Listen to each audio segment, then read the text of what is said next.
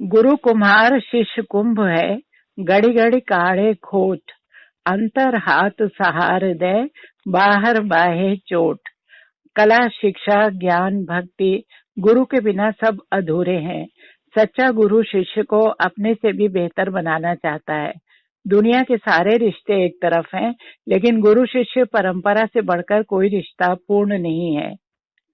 कला जगत के 50 से अधिक सम्मानों से सम्मानित संगीत विदुषी प्रोफेसर कमला श्रीवास्तव के लिए सबसे बड़ा सम्मान उनके शिष्यों से मिला उनका प्यार है।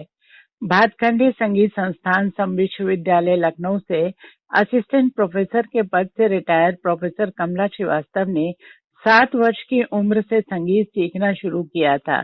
शास्त्रीय, सुगम और लोक संगीत तक फैला उनका संगीत सफर उनकी साधना का फलक दर्शाता है। संगीत के अलावा उनकी साहित्य में भी रुचि है। उनके गीत कविता संग्रह प्रकाशित हैं। 1952 से वे आकाशवाणी लखनऊ से गायन प्रसारित करती रहीं। 1962 से 72 तक भातखंडे संगीत महाविद्यालय में शास्त्रीय संगीत सीखा। 1974 में भातखंडे में ही आपने संगीत शिक्षण शुरू किया। आज 87 साल की उम्र में प्रोफेसर कमला श्रीवास्तव कोरोना काल की चुनौतियों के बीच भी संगीत क्षेत्र में बराबर सक्रिय हैं। पहले कार्यक्रम मंच पर हो रहे थे, अब ऑनलाइन हो रहे हैं। वे गा रही हैं, प्रशिक्षण दे रही हैं, प्रेजेंटेशन दे रही हैं और वेब सेमिनार में शामिल हो रही हैं। आज के मन के मौसम यूट्यूब चैनल में हमने आमंत्रित किया है संगीत विदुषी प्रोफेसर कमला श्रीवास्तव को। नमस्कार कमला जी, बहुत स्वागत है। नमस्कार दीदी, सबसे पहले ये बताएं कि शास्त्रीय संगीत आपने किन गुरुओं से सीखा? जी, मैंने शास्त्रीय संगीत इलाहाबाद यूनिवर्सिटी में डॉक्टर यूएस कोचक और डॉक्टर महेश नारायण सक्सेना जी से, जब मैं बीए में पढ़ रही थी 1952 में जी, और उसके बाद फिर भातखंडे संगीत विद्यालय में आके डॉक्टर सुरेंद्र शंकर अवस्थी जी जो यहाँ के प्रधानाचार्य थे। और सबसे अधिक जो मैंने सीखा वो परम श्रद्धेय पद्म भूषण डॉक्टर एस.एन. रातन जी से, जो कि बहुत ही विद्वान थे इसमें, उनसे सीखा। और मैंने बहुत सी पुस्तकें पढ़ी, पढ़ने से बहुत आता है।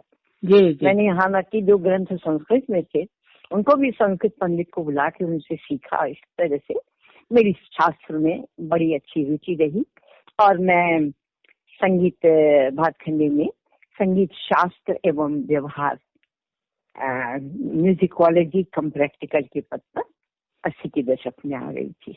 जी जी दीदी, आपने 1962 से पंडित राधा वल्लभ चतुर्वेदी जी से लोक संगीत सीखा।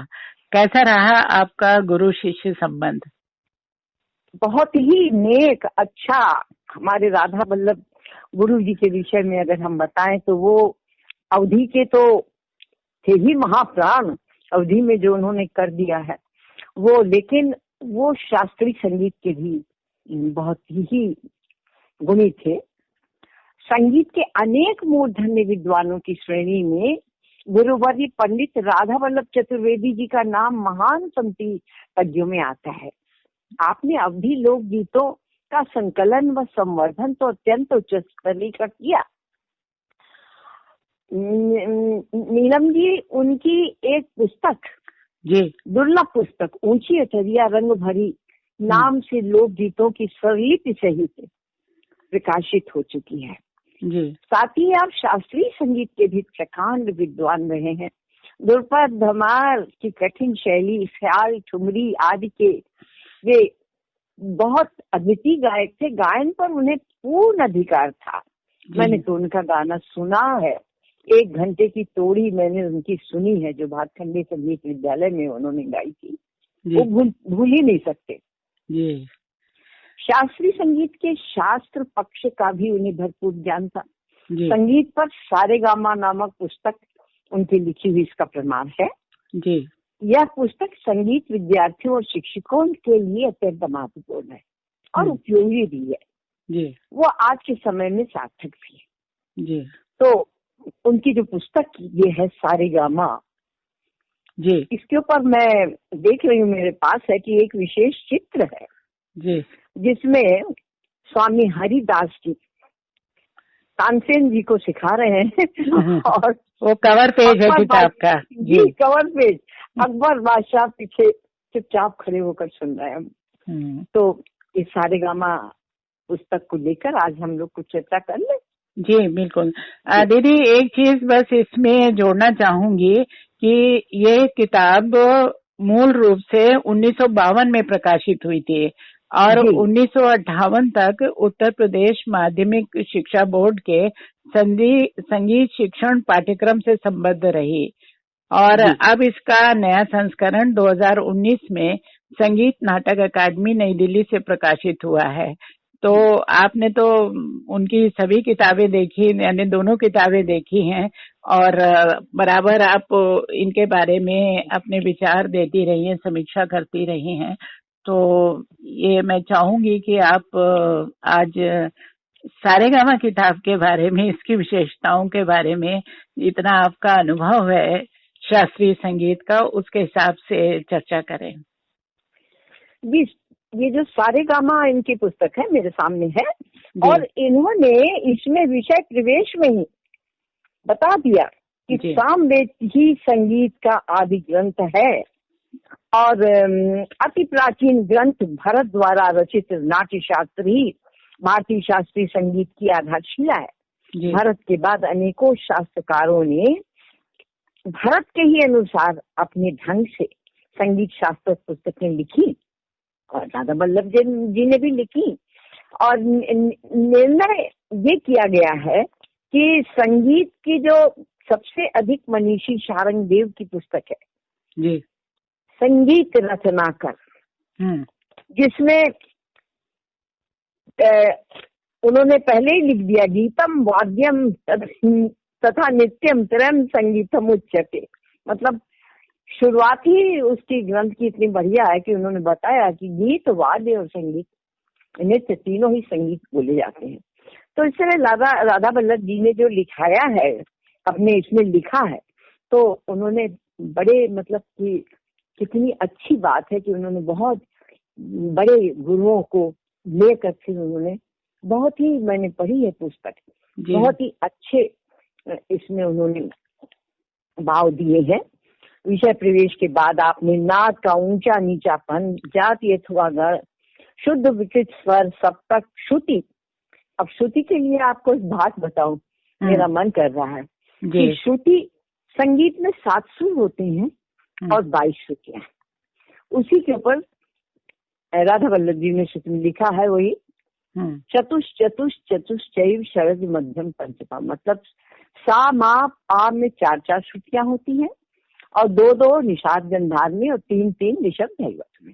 ये शाश्वत है। ये पहली श्रुत पे भी रखा जा सकता है सा और चौथी श्रुत पे। तो इसका एक भेद मैंने जो संगीतज्ञों को जब मैं शास्त्र सिखाती थी तो उसका मैं सुना दूं आपको। बिल्कुल बिल्कुल। हाँ, ये बड़ा अच्छा लगेगा और लोगों को भी कि संगीत के शास्त्र को भी रुचिकर कैसे बनाया। जी तो सुनिए। चतुष चतुष चतुश्चै षडज मध्यम पंचम द्वै द्वै गांधारौ तीसरी ऋषभ धैवत। ये तो इसमें गंधार निषाद कोमल थे और लेकिन देखिए जब भातखंडे का शुद्ध सप्तक आया, बिलावल राग शुद्ध सप्तक का आया, तब उसकी प्रथा इस प्रकार हो गई। चतुष चतुष चतुश्चै षडज मध्यम पंचमा द्वै द्वै निषाद गांधारौ तीसरी ऋषभ धैवत। तो ये आपको मैंने इसलिए बताया जी कि विद्यार्थियों को जब मैंने ये सिखाया, जो जिन्होंने मुझसे सीखा उन्हें आज भी याद हो गया। हाँ, ये तो बिल्कुल पहाड़े की तरह हो गया, जैसे पहाड़े सिखाए जाते हैं ना संगीत से। आप एक रिदम में अगर आप याद करिए किसी चीज को छंद और लय के साथ में, संगीत की चीजें अगर इस तरीके से सिखाई जाए तो पूरी ग्रामर उसकी लोगों को कंठस्थ हो सकती है। जी तो श्रुत के बाद उन्होंने तार की लंबाई और उसकी आंदोलन संख्या, उसके बाद आपने आलाप, तान, मुर्की, कण, नीड, गमक, छूट, आरोह, अवरोह, पकड़, वक्रवादी, संवादी, अनुवादी, विवादी, अंश, न्यास, ग्रह, अल्पत्व, बहुत, ये सब जो चीजें हैं ये एक संगीत के गायक को आनी ही चाहिए। अगर ये संगीत गायक है, शास्त्रीय गायक, तो बिना इनका ज्ञान वो राग को सही नहीं बच सकता। तो ये संगीत शास्त्र और गायकी एक दूसरे के ऊपर आश्रित है जी। और मैं इसके आगे आपको और बताती हूँ कि इन्होंने रागों का समय विभाजन पुस्तक में बहुत ही सुंदर रूप में दिया है, पूर्व राग और उत्तर राग। अब ये सब विद्यार्थी लोग पढ़ेंगे, शिक्षक लोग पढ़ेंगे, जो विद्वान लोग हैं उन्हें तो पता ही है पूर्व राग और उत्तर राग क्या होते हैं, जिनमें पूर्व में वादी होता है, उत्तर राग वादी क्या होते हैं। तो ये इन्होंने, राधा वल्लभ जी ने बहुत अच्छी तरह से और साधारण तरीके से समझा है थाट के विषय में, वेंकट मुखी के थाटों को किस तरह से बना और उसमें से भातखंडे जी के 10 थाट कैसे आए, रागों की उत्पत्ति कैसे हुई, उत्तर भारतीय एवं कर्नाटक संगीत की स्वर तुलना इतनी सुंदर दी हुई है कि जो उनका स्वर है वो हमारा क्या है। ये सब जब विद्यार्थी पढ़ेंगे इसको तो उन्हें बहुत ही अच्छा लगेगा जी। और फिर तानपुरा तानपुरा मिलाने में तो महारत हासिल थी उनको, और पूरा एक चैप्टर ही उन्होंने किताब में तानपुरे पे लिखा है। इसमें बहुत ही छोटी छोटी महत्वपूर्ण बातें जो ध्यान देने वाली हैं, तानपुरा लेकर कैसे बैठना चाहिए, कैसे मिलाना चाहिए। जी बैठक, तानपुरे की बैठक हमने देखा है, हम आपको बता रहे हैं कि मैंने टीवी में इधर उधर मंचों पे देखा, ऐसे उल्टे सीधे तरीके से लेके तानपुरा लोग बजाते हैं, स्वर तो निकलता है लेकिन जो तानपुरी की असली बैठक वो संगीत जानने वाला ही जानता है जी। और फिर आपको जो आपने बताया तानपुरा मिलाना, लोग तरसते थे कि अरे भाई अगर तानपुरा मिलाने के लिए अगर कहीं राधा वल्लभ जी दिख जाए तो उन्हीं को ले जाते थे, वही तानपुरा मिलाते थे। तानपुरा मिलाने में बिल्कुल निष्ठां, बहुत ही कारण उसका कि तानपुरा में स्वर तो मिलता है नीलम जी, लेकिन स्वर केवल नहीं मिलता है, श्रुतियां होती हैं। अगर सा की श्रुति और पा की श्रुति और जिस निषाद में अगर मिला है तो उसकी अगर श्रुति में नहीं मिला है तो श्रुति में नहीं मिला है तो वो तानपुरा अच्छा नहीं बोलेगा जी। तो ये हमारे यहाँ 7 सुर तो गाने के हैं ही है, लेकिन ये जो 22 श्रुतियां हैं ये बहुत महत्वपूर्ण है। और तानपुरा मिलाने में इन श्रुतियों का बड़ा महत्व है। एक एक श्रुति तार में कान से सुन के मिलाते हैं। अरे एक स्वर वो बजाएंगे पहला सा और सब स्वर ठीक श्रुतियों मिले तो सब झनकृत हो जाते। जी ये की पॉइंट दिया हुआ है उसके अंदर किताब में कि जो आपने कहा ना कि सा से मिला तो सारे सुर सुनाई देंगे, मतलब वो ठीक से मिला हुआ है तानपुरा। जी क्या पहचान बताई है उसकी। तो बहुत ही मतलब टेक्निकल मामला है क्लासिकल म्यूजिक में। आपने पहले भी कहा कि तानपुरा मिलाना आसान काम नहीं है और सबके बस का नहीं है। इस विषय में एक बात मैं और कहना चाहूंगी। अब प्रचार हो गया है क्योंकि तानपुरा हैवी चीज है, बड़ी चीज है, लोग ले जाना ये सब मुश्किल होता है। तो जो इलेक्ट्रॉनिक मैं भी यूज करती हूँ, ऐसा नहीं है, इलेक्ट्रॉनिक तानपुरे से ही काम लेते हैं। लेकिन गायक जानता है कि जब वो तानपुरे के चारों तार कान के पास जब झनकृत होते हैं और सुर में मिले होते हैं, जैसे राधा वल्लभ जी उन्हीं लोग मिला के दे दें, तो फिर वो गायक अब कितना आनंदित होकर गाता है कि जो उसको तानपुरे मिल जाते हैं। उसकी बात ही कुछ और है, हारमोनियम के स्वर की बात और है, और ये जो इलेक्ट्रॉनिक तानपुरा उसकी भी अलग बात है। स्वर तो सब जगह है, सारे वाद्यों में स्वर वही है, 7 स्वर और 22 श्रुतियां। लेकिन जब तानपुरा कान के पास झनकृत होता है जी, और फिर जब गाया जाता है उसका अंदाज आनंद ही कुछ अलौकिक अलौकिक अलौकिक जी जी जी। और आगे और भी इस किताब में कई और चीजें भी दी हुई हैं। इन्होंने ठाठ के विषय में, जैसे मैंने बताया था बंकर दुखी के, फिर रागों की उत्पत्ति, फिर उत्तर भारतीय एवं कर्नाटक संगीत की स्वर तुलना दी, तानपुरा दिया। इसके अलावा संगीत में प्रचलित विभिन्न गायन शैलियां, ध्रुपद, धमार, ख्याल, टप्पा, ठुमरी, तराना, सरगम, लक्षण गीत, भजन, तिरवट, चतुरंग, रागमाला। अब तिरवट, चतुरंग वगैरह लोग भूलते जा रहे हैं। जी जी, बहुत से लोग गाते हैं, मैं तो गाती हूँ, लेकिन बहुत से लोग गाते ही नहीं, सुनाई नहीं देता। तो इन सब के बारे में जानना चाहिए और जाना। रागमाला, बोली, भजन आदि प्रमुख रागों की व्याख्या तथा उसके सूक्ष्म आलाप, ये उन्होंने बड़ा सुंदर काम किया है। और वैसे तो हमारे यहाँ गणित के अनुसार तो 448 राग निकल आते हैं, लेकिन 600 राग प्रचलित है, उसमें भी 200 गाए जा रहे हैं। लेकिन जो बहुत प्रचलित राग हैं, जो बहुत लोकप्रिय राग हैं, उनमें से कुछ रागों को ज्यादा बल्लभ ने लिया है और उनके विषय में आरोह अवरोह थोड़ा सा आलाप विस्तार करके उसकी मतलब राग की व्याख्या की है। वे राग बता दो कौन से? हाँ, बिल्कुल बिल्कुल बिल्कुल। वे राग है, बहुत अच्छे राग है। वृंदावनी, सारंग, भीमपलासी, भैरव, केदार, मालकौंस, जौनपुरी, तोड़ी, गौर सारंग, मारवा, तिलक का, मोद, उर्वी, दुर्गा, बिलावल ठाट का ही होता है। दुर्गा 2 प्रकार की होती है, बिलावल ठाट, खमाज ठाट, तो इन्होंने बिलावल ठाट का लिया। हमीर, बहार। तो अब देखिए इन रागों का गायन, मालकंस के 5 स्वर है तो सभी लोग वही 5 स्वरों में गाएंगे। लेकिन यहाँ पर एक बात बता दूं कि गायन शैली बदल जाती है घरानों के हिसाब से। वही मालकंस राग है, वही जो दूसरा गाएगा वही व्यक्ति दूसरी बार गाएगा, तो वो क्योंकि ख्याल में अगर गाएगा, ध्रुपद में गाना तो निश्चित है कि वो, लेकिन ख्याल नाम ही वो कि उसमें ख्याल से आप बढ़त करते हैं तो खुद भी फर्क हो जाता है।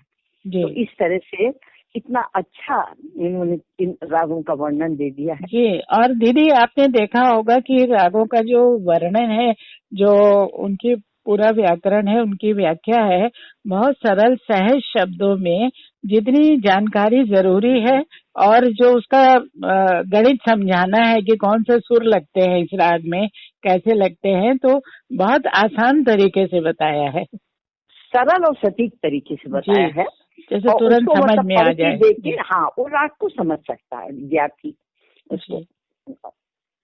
उसके बाद उन्होंने अलंकार जो हमारे स्त्री की शोभा होती है, झूमर पहनो, कंगना पहनो, ये हमारे संगीत में भी अलंकार होते हैं जी। इनको पलटे भी कहते हैं। ये बहुत मतलब ये तो प्रारंभ में जी इसी को सिखाते हैं लोग जी। मुझे याद है बेगम अख्तर साहिबा ने एक बार बताया था कि उन्होंने जाने के कई साल तो पूरा ही था कि भैरव का एक पलटा उन्होंने 1 साल पूरा उसको प्रैक्टिस किया था। उनके मुखारबिन से मैंने सुना है कहीं से जी, तो जी। मतलब उसका बहुत महत्व है कि आप इन पलटों का अगर रियाज कर लेंगे जिस तरह से बताया जाता है तो बहुत अच्छी बात होगी। शास्त्रीय संगीत के लिए बहुत जरूरी है क्योंकि स्वरों का, रागों का जो चलन होता है वो पलटों के अनुसार तब फटता रहता है जी। फिर इन्होंने उत्तर भारतीय संगीत की कुछ तालों का भी उनका विभिन्न लय, ताल है, झप ताल है, जो आवश्यक ताले हैं, चौताल, भमार ताल, और यहाँ तक केवल ताल ही नहीं दिया है, उन्होंने उसकी दुगुन, तिगुन, चौगुन आदि लय कारियां भी बताई है जी। और संगीत कला की उन्नति के लिए इनके पास जो विचारणीय विषय है ये अद्भुत है जी। ये पूरा एक लेख है उनका जी। तो ये बहुत से लोग इस विषय पर ध्यान नहीं देते हैं क्योंकि मैंने पढ़ा है उनको, उन्होंने कहा कि भाई जब माइक्रोफोन नहीं था जी, इसी के आगे शास्त्रीय संगीत में गतिरोध और उसके कारण, तो जब माइक्रोफोन नहीं था तभी तो गायक गाते थे, तो नहीं था और कितने लोग सुनते थे। खैर लोग कम थे। विशेषण कहा जाता है ना आवाज के लिए, पाटदार आवाज। हाँ, पाटदार आवाज, और वो आवाज अब लोगों को, गायकों को भी माइक के अनुसार आवाज बनानी पड़ती है। माइक की आवाज और अलग गाने की आवाज में बिल्कुल अंतर है, जो गाता है वो जानता है। जी। लेकिन ये है कि हाँ, माइक में भी अब तो माइक का है, तो माइक अगर यंत्र अच्छा है और उससे अच्छी आवाज आ रही है तो गायक को भी आनंद आता है। वो आवाज ही में थोड़ा सा बदलाव होता है, लेकिन कार्य जो राग है उसमें थोड़ी माइक बदल देगा कुछ। राग तो राग यमन है तो याग यमन ही होगा। राग मालकंस है तो राग मालकंस के ही 5 अक्षर लगेंगे। तो माइक तो, लेकिन माइक का अंदाज लोगों का गाने का बहुत इसी तरह इसी तरह दीदी इसमें ये जो के बारे में इन्होंने बताया है क्या करना चाहिए। विचारणीय विषय जो है उसमें एक उन्होंने बात का जिक्र किया है, वो संगीत में चमत्कार तत्व। जो नए नए संगीतकार होते हैं ना, वो बड़ा मंच जीतने के लिए और मंच पे लोकप्रियता हासिल करने के लिए जिस तरह के प्रयोग होते हैं, ये तो मतलब कुछ चीजें ऐसी हैं कि ये 1952 में किताब छपी थी, लेकिन ये लगता है कि सारी चीजें आज के समय में जस की तस ही है। देखिए, संगीत तो कभी बदलेगा नहीं। हाँ, ईश्वर ये जरूर है कि 22 श्रुतियों में सा को उठा के चौथी पे रख दिया या सा को पहली में रखे, ये बदलाव है। लेकिन स्वर वही 7 रहेंगे, 8वां स्वर कहीं से नहीं आएगा। श्रुतियां वही 22 रहेंगी, 23वीं श्रुतियां नहीं आएगी जो गाई जा सके। तो ये कुछ बातें शास्त्र की जो शाश्वत होती हैं, तो उसी के हिसाब से इन्होंने बताया है। बहुत अच्छी बात मुझे लगी कि जो लोग कहीं गाते गाते उसमें सितार की वो देने लगते हैं, झंझनाहट, शो करना लगते हैं। तो वो देखिए, एक मैंने जहाँ तक समझा है, इस समय मेरी उम्र 88 वर्ष की हो रही है, तो मेरा सुनने का अनुभव बहुत है।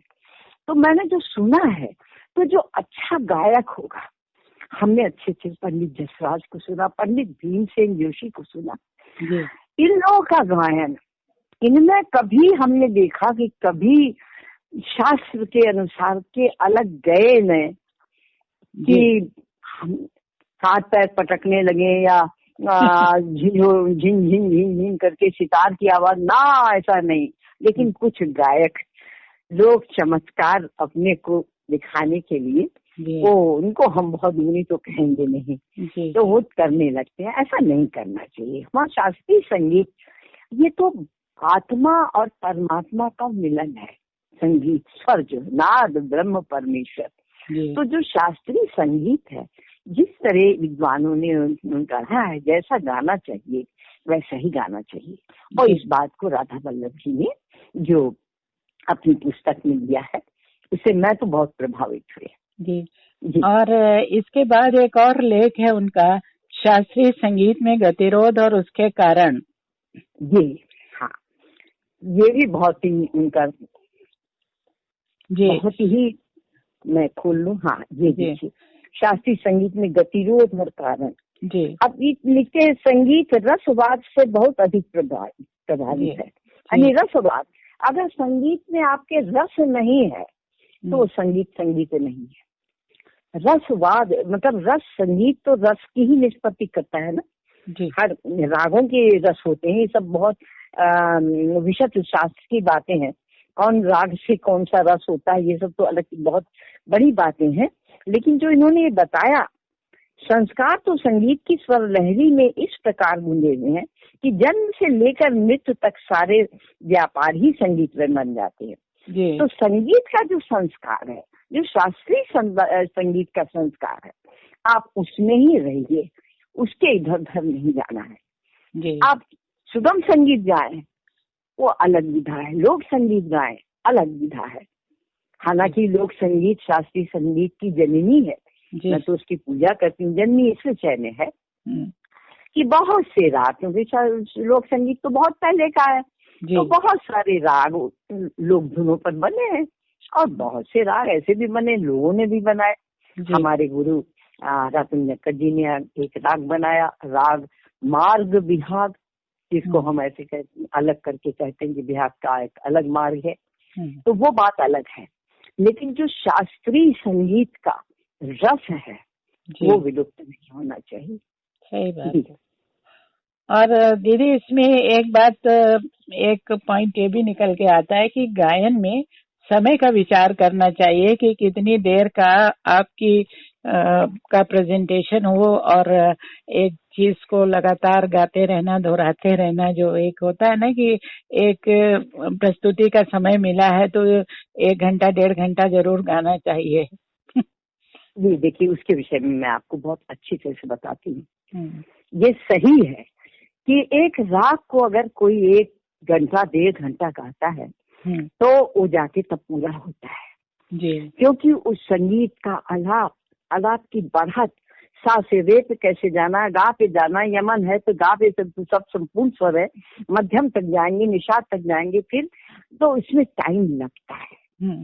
वो आज से बहुत पहले प्राचीन समय ना कहें तो फिर भी मध्यकालीन समय, उस समय या और 20-80 साल पहले की बात छोड़ दीजिए, आज लोगों के पास इतना समय नहीं है कि वो 1-1, 1.5 घंटा एक ही राग को सुने। तो उससे बड़ा अच्छा राधा वल्लभ जी ने किया है कि अगर आप 10 मिनट का भी राग कोई गाते हैं तो रिज्यूम देखिए गाना ही पड़ता, आधे घंटे का ख्याल गाना पड़ता है और बहुत अच्छी तरह से गाया जा सकता है। लेकिन बात वो सही है, वो परंपरा है कि संगीत का एक राग 1 घंटे में पूर्णतः होगा। फिर भी संगीत नहीं बढ़ता, लेकिन परंपराएं थोड़ी सी बदल जाती हैं समय के अनुसार। उसमें तो आजकल के इसी पॉइंट पर उन्होंने ये लिखा है उसमें किताब में, एक बात ये बहुत अच्छी दी है और वो आपसे ही शेयर हो सकती है कि अगर 10 मिनट का कला प्रदर्शन, अभी आपने कहा कि 10 मिनट का अगर कला प्रदर्शन करना है तो 4 घंटे का रियाज भी चाहिए उसके साथ, तब आप बिना एक भी चीज रिपीट किए उसको पूरा परफेक्टली गा सकते हैं राग को। जी तो बात है। हाँ, इस बारे में आप बताइए कि क्या स्थिति है। जी मैं ये बता रही हूँ कि आज की स्थिति शोचनीय है। रियाज नहीं करते हमारे बच्चे, खास तौर से। हम अपने बड़े बड़े गायकों को नहीं, उनको तो छू नहीं सकते, और वो जो गा देते हैं अभी गा के चले गए। हम तो जसराज जी को इतना मानते थे कि उनका गायन सुनो, आज भी बड़े अच्छे गायक गा रहे हैं, राजन साजन जी है, अब मैं किसका नाम लूं, तो बहुत बहुत अच्छे गायक हैं आज भी। लेकिन उसको समय के अनुसार अपने को गायकी में भी बदलना, ये भी एक कला है जी। पूरा रियाज जी 1 घंटे या 2 घंटे एक ही राग गाते रहेंगे तो उसके सुनने वाले हैं कम, अब नहीं है, अब लोगों के पास इतना समय नहीं। लेकिन उसी अगर आपके पास जैसे 10 मिनट के लिए 4 घंटे का अभ्यास, आपके पास अभ्यास है, जैसे है लोगों के पास जो अच्छे गवैया हैं आज के, उनके पास है अभ्यास, तो उसी को जो 1 घंटा गाएंगे उसी को वो ऐसा बरतेंगे कि वो 15-20 मिनट में भी चमत्कारिक अलौकिक आनंद दे जाएगा जी। ये तो मैंने सुना है जी। कि भाई मैं तो खैर शिक्षक भी रही हूँ, शास्त्रीय संगीत मैंने रेडियो में 80 के दशक में गाया है, और तब अब इस उम्र में अब नहीं गाती हूँ, वरना मैंने भी ताने इतनी तेज लगाती थी। लेकिन फिर मैं ये कहूँ, संगीत, शास्त्रीय संगीत में तानों का तेज लगा लेना ही केवल शास्त्रीय संगीत नहीं है। तो अभ्यास, शास्त्रीय संगीत बिना उसके नहीं सीखा जा सकता, सीना बसीना। ये नहीं संगीत की आपने रेडियो से सुना, रेडियो से सुन के तो आप फिल्म का गीत तो एक गा लेंगे, बहुत अच्छा आएगा, आने वाला लता जी का बहुत अच्छा गा लेंगे।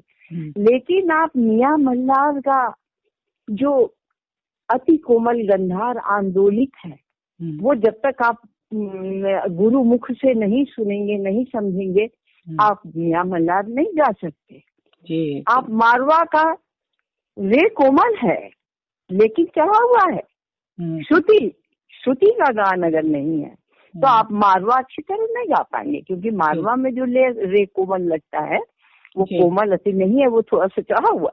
तो बहुत सी बातें हैं इसमें जाएंगे तो 1 घंटे से ज्यादा हो जाएगा। तो आगे दीदी राधा वल्लभ जी ने इन सब बहुत सारी बातों को, इन छोटी छोटी बातों को समझाया जी। ऐसे ही भारतीय संगीत का इतिहास भी बड़ा संक्षेप में उन्होंने दिया है, काल के हिसाब से, कि कौन कौन क्या क्या चीजें किसमें नई निकल के आई और उसके प्रमुख गायक कौन से थे और जिन्होंने शास्त्र गढ़े और चीजें तैयार की। कुछ उसके बारे में बताएं, जो संक्षिप्त इतिहास है इनका। देखिए, संगीत का इतिहास जानना बहुत जरूरी है। किसी भी आप आजकल देखिए साहित्य में इतिहास पढ़ते, बिना इतिहास हम पीछे क्या थे, पीछे कैसा था, क्या था, उसी के आधार पे, वो हमारी नींव है। हमें संगीत का इतिहास, हमारी संगीत की नींव जो है उसे हमें जानना ही है। और उन्होंने संगीत का इतिहास, प्राचीन संगीत और माधुरी अति आधुनिक तक उन्होंने दिया है। ये बड़ी अच्छी बात है कि बिल्कुल आधुनिक में अब संगीत कैसा है वो सब भी दिया है। अब ये विद्यार्थियों खुद पढ़े और समझे तब होगा, उसमें मैं क्या बताऊं।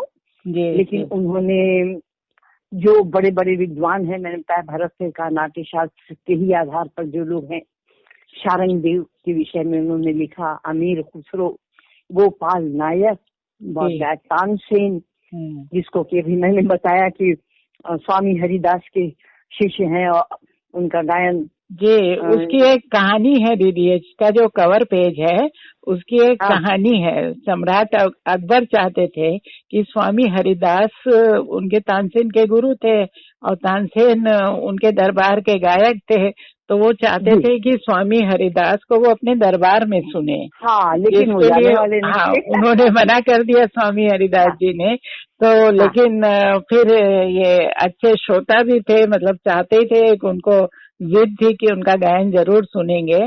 तो इस चित्र में वही मतलब घटना दिखाई गई है कि तानसेन को वो सिखा रहे हैं स्वामी हरिदास जी, और वो वहां गए, उनके निवास के पास में पेड़ के पीछे खड़े होके उसको संगीत सुनने का आनंद ले रहे हैं। जी जी, ये बड़ी प्रचलित कहानी है, बचपन से सुनती आ रही हूँ। और उन्होंने विष्णुदय, उन्होंने ये बताया है कि हमारा संगीत जो दरबारों से उठ के जो घरों घरों में आया है वो किसके कारण आया है। विष्णु दिगंबर पलुस्कर ने गायन को घर घर भेजा, विष्णु नारायण भातखंडे जी ने गायन को घर घर में भेजा है। वरना दरबारी संगीत रहता था और संगीत को लोग बुरा मानते थे, लेकिन गाने नहीं देते थे, महिलाओं को तो बिल्कुल नहीं गाने देते थे। तो लेकिन अब तो संगीत हमारे भारत की संस्कृति की शान है और हमें गर्व करना चाहिए कि हमारा शास्त्रीय संगीत, लोक संगीत, सुगम संगीत, गजलें आदि सब इतनी सुंदर है कि ऐसा विश्व भर में भारतीय संगीत से सुंदर मुझे तो नहीं दिखता। जी दीदी, पलुस्कर जी का एक जो सबसे बड़ा कंट्रीब्यूशन कहेंगे, देन कहेंगे, जो उन्होंने संगीत के विद्यालय खोले, जो मतलब विधिवत और अच्छे गांधर्व विद्यालय के नाम से। तो ये बहुत बड़ा काम हो गया जी। हाँ, लाहौर वगैरह में शुरू किया था उन्होंने। जी बहुत बहुत चीजें हैं इनकी तो उन्होंने है। और इधर विष्णु नारायण भातखंडे जी ने उसको आगे कंटिन्यू किया चीजों को।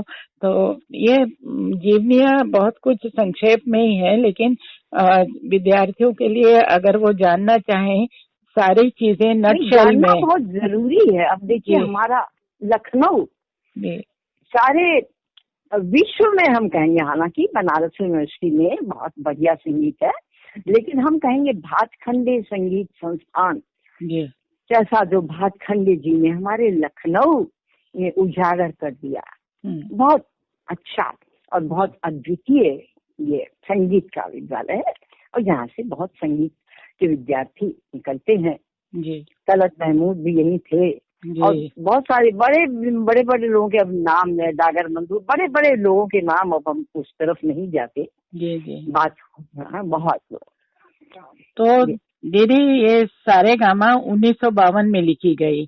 भारत को आजाद हुए 5 वर्ष भी पूरे नहीं हुए थे, लेकिन जो जानकारियां शास्त्रीय संगीत की निधि, व्याकरण, व्यावहारिक पक्षों पर इसमें दी गई है, वो आपने कहा कि संगीत तो बदलता ही नहीं है, इसलिए वो आज भी प्रासंगिक है और इस पुस्तक के लिए आप जो शिक्षक हैं, जो आज के सीखने वाले हैं, उनके लिए आप कोई संदेश दीजिए।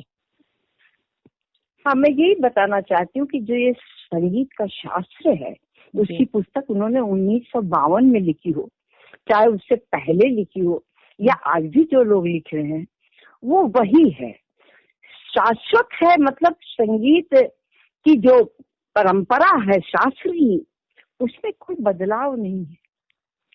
रागों के नाम में परिवर्तन हो जाएगा, रागों के चलन में हो जाएगा, और घराने हैं तमाम। हमारे घरानों में अगर हम राग भीम पलासी को ऐसे गाते हैं तो उस घराने में ऐसे गाते हैं, थोड़ा बहुत फर्क हो जाएगा।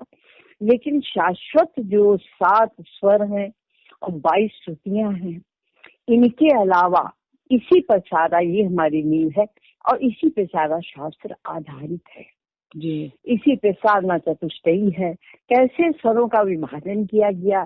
तो ये चाहे 5वीं शताब्दी हो, चाहे आज की 20वीं शताब्दी हो, है 21वीं शताब्दी 21वीं शताब्दी के भी 20 साल हो गए।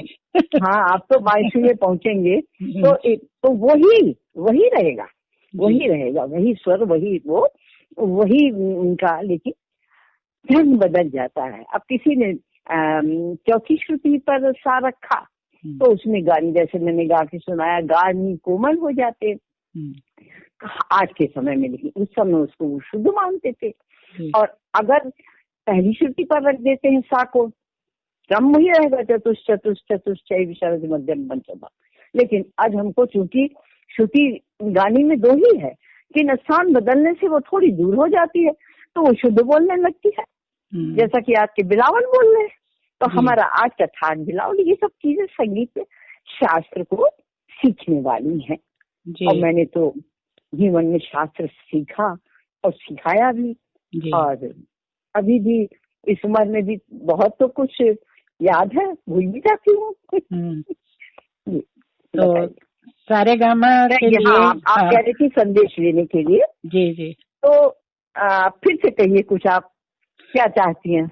नहीं, मैं चाहती हूँ सिर्फ इतना कि जो प्रयास 1952 में किया गया सारेगामा लिखकर, उसके पीछे भी उद्देश्य यही था कि जो बहुत जटिल और शास्त्रीय तरीके से क्लासिकल म्यूजिक के शिक्षण और प्रशिक्षण के लिए चीजें चल रही थी, तो उसको एक बहुत ही सरल सहज तरीके से इसलिए दिया गया कि विद्यार्थी को दिक्कत ना हो और ज्यादा से ज्यादा लोग शास्त्रीय संगीत सीखने की तरफ प्रेरित हो, तो आकर्षित हो। सही बात। तो इसीलिए मैंने कहा वो उद्देश्य उसका आज भी बरकरार है, क्योंकि क्लासिकल म्यूजिक सीखने के प्रति लालसा, इच्छा या लोगों की जो एक वो होती है ना कि सीखना है, तो उसकी जटिलता की वजह से लोग रुक जाते हैं। तो उस दिशा में इस किताब को आप कितना महत्वपूर्ण मानती हैं?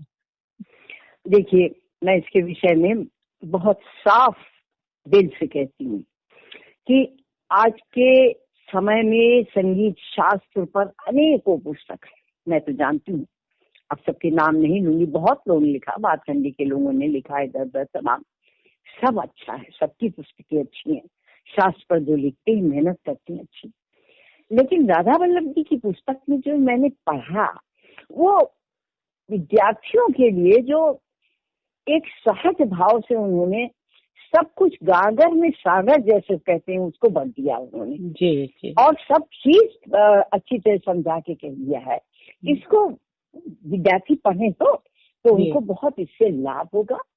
और भी शास्त्र की किताबें उसको भी पढ़ें, लेकिन ये किताब उनको पढ़ने में बहुत आनंद दी, ये मेरा कहना है। जी, इसका नया संस्करण जो आपने कवर पेज देखा, तो ये संगीत नाटक अकादमी नई दिल्ली से 2019 में रिप्रिंट हुई है, मतलब नया संस्करण उन्होंने निकाला है, बड़ी शुद्धता के साथ निकाला है।